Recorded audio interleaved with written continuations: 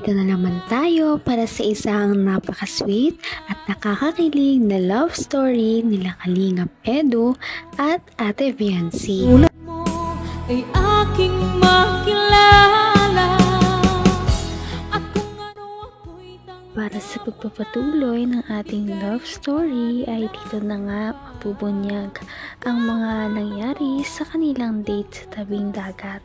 Napaka-romantic nga ng kanilang date dahil ang weather ay perfect lamang sa pagkagala, hindi masyadong mainit at hindi rin naman masyadong paulan na. Kaya medyo nag-enjoy din talaga silang dalawa kahit na simple lamang ang kanilang date. Dito nga sa kanilang date ay medyo napapansin ni Kalingap Edu na medyo dumadaldal na daw si Ate Viancy kapag kasama siya. At yun naman daw ay dahil talaga kay Kalingap Edu. Kaya unti-unti na daw nagbabago si Ate Viancy.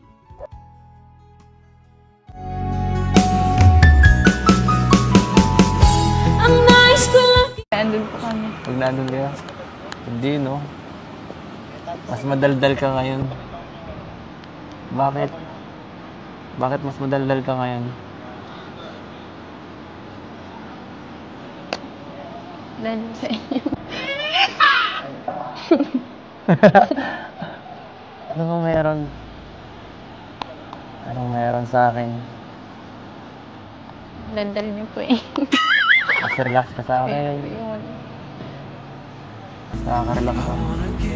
Nakaka-relax ako kasama. Mas parang pares tayo ng ng vibe. Pares lang tayo kaya siguro nagkakaunawaan tayo. Nagkakaunawaan ang ating damdamin.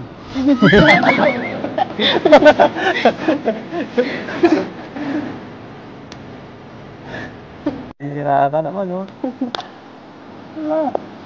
Ano ba yan, si?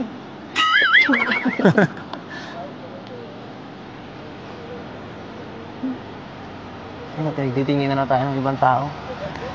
Ano kang ginagawa nito? Nag-uusap naman. May inggit yan. Kasi may makasama akong maganda. Yung pagkabulero niyo po. Ano? Kung ano ako'y tanggap mo na, hindi ka rin nag-alala. Sana nga ay patuloy na lang talaga ang pagbabago ni Ate Viancy. Sana ay unti-unti na talaga mag-build ang kanyang confidence at hindi na siya mahiya kapag kausap si Kalingap Edu. At sana nga ay mas lalo na talaga silang maging close. Yung pagkabulero niyo po. Ano? Bolero po kayo masyado. Bolero? Sinasabi ko lang nakikita ko. Hindi ako sinungaling, no? Hindi ako ganun pinalaki. Gusto na ako dito. Gusto na ako dito.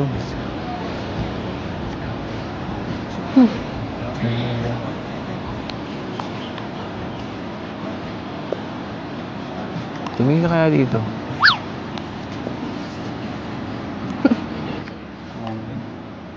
Di mo kayang tagalan? Napasiyap lang. Ano? Kaso. Di mo kayang tagalan. Hindi ko na po tayo tagalan. Sige. Di mo kayang tagalan.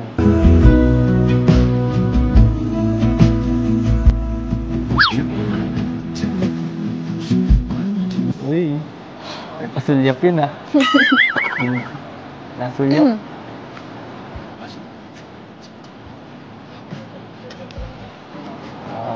Salamat sa time, ah. Salamat dahil pumunta ka. Nagbigay ka ng oras. Naman ang bawat panaginip ko, ikaw lang ang Hindi din naman maitatanggi ni Ate Fiancé na parang gusto niya rin talaga nakasama si Kalingap Edu. Kaya naman nag-e-enjoy din talaga siya sa kanilang mga date kahit na pasimple-simple lamang at hindi masyadong magkarbo ang kanilang mga date sa ngayon. Welcome po. Thank you din po. Kasi Ganda. dito po para pong nakakapagpahinga na din po. Di ka nakakapagpahinga ng ganito. Doon po sa bahay, nagtitinda po kasi kami ay. Kaya, parang mas busy kasi mula nagkatindahan ka. Opo.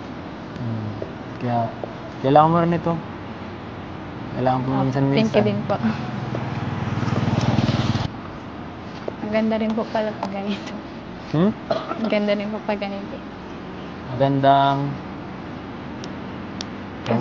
Tabo. bonding. Nakakausap ko po kayo. Nag-share po kayo ng tungkol sa inyo. Mas nakikilala ko po kayo. Akala ko po kasi noon sobrang tahimik niyo po. Tsaka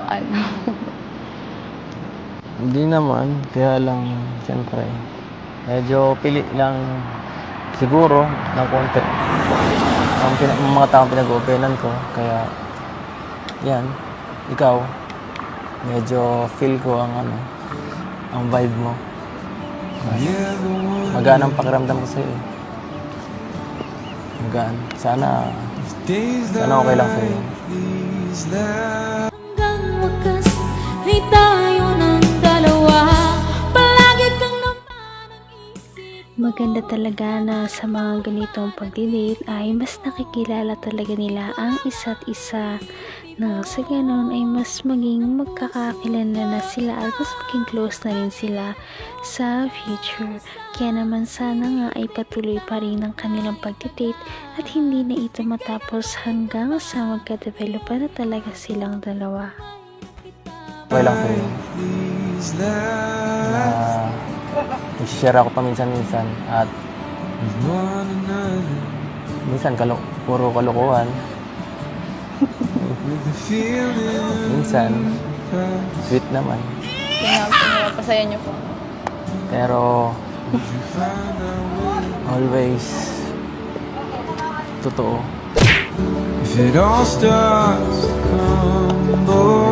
Sana ikaw din pwede mo na maging open ka rin. Willing naman ako makinig. Nandito lang ako kung gusto mong may makausap ka paminsan-minsan kapag pagod ka, medyo may nangyaring mabigat na na problema or isipin, pwede ka naman tumawag. Gusto mo nga, puntahan pa kita dun sa inyo kahit malayo yun. Malayo po na. Okay lang. Thank you po. Hindi mo na kailangan ipasalamat yun. Kasi friends naman tayo. Thank you din po kasi simula po nung una tahimik po talaga. Ngayon Ngayon. Napakarami talagang nalaman ni Ate Fiancé sa ugali ni Kalingap Edu sa date nila na ito. Kahit na simple lamang ay mas naging magkakilala silang dalawa. Ganon din naman si Kalingap Edu ay mas nakilala niya rin talaga si Ate Fiancé kung ano ba talaga ang kanyang tunay na ugali. Kaya naman sana ay magkaroon pa sila ng ibang date. Napaka-sweet talaga nila at napakabait ng tambalang ito kaya maraming sumusuporta. Kaya naman sana ipatuloy natin silang suportahan at mahalin si Fiancé, si Kalingap Edu at ang Kalingap team. Yun lamang at maraming salamat sa panonood. Abangan natin kung magkakatuluyan ba talaga si Kalingap Edu at Fiancé. Hanggang sa muli. Bye! Ngayon'y abot